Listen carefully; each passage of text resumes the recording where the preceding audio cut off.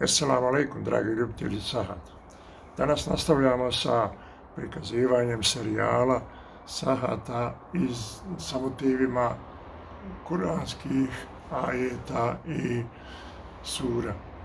Ovaj put vam predstavljam Sahat koji nosi naziv Jasin i što je još interesantnije, što je na ovom nazivu sure Jasin ispisano cijelo sure Jasin. Ja ću vam pokušati približiti da oni koji znaju čitati, da vide da su to zaista harfovi ispisani. Evo vidite.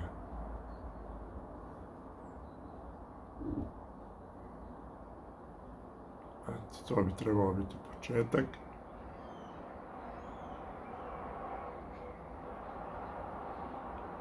I ovo je specijalna tehnika rada zbog toga što su harfovi veoma sitni i to se ne bi moglo uraditi na jedan običan način, nego je to rađeno kako je meni objašnjavao autor, nekako pomoću smole, tako da otisci ostanu čisti.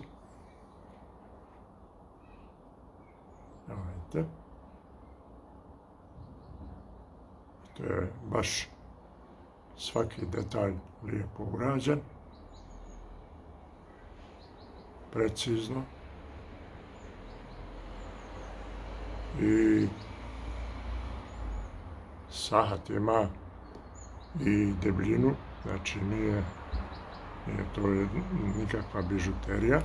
Evo ja ću vam malo pokušati to približiti.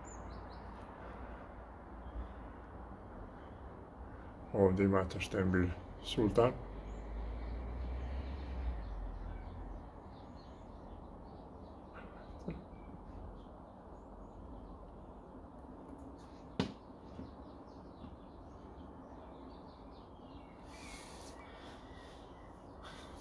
Dakle, jedan veoma kvalitetno urađen Sahat sa surom Jasin. Hvala vam i vidimo se uskoro sa sljedećim Sahatom na ovu temu.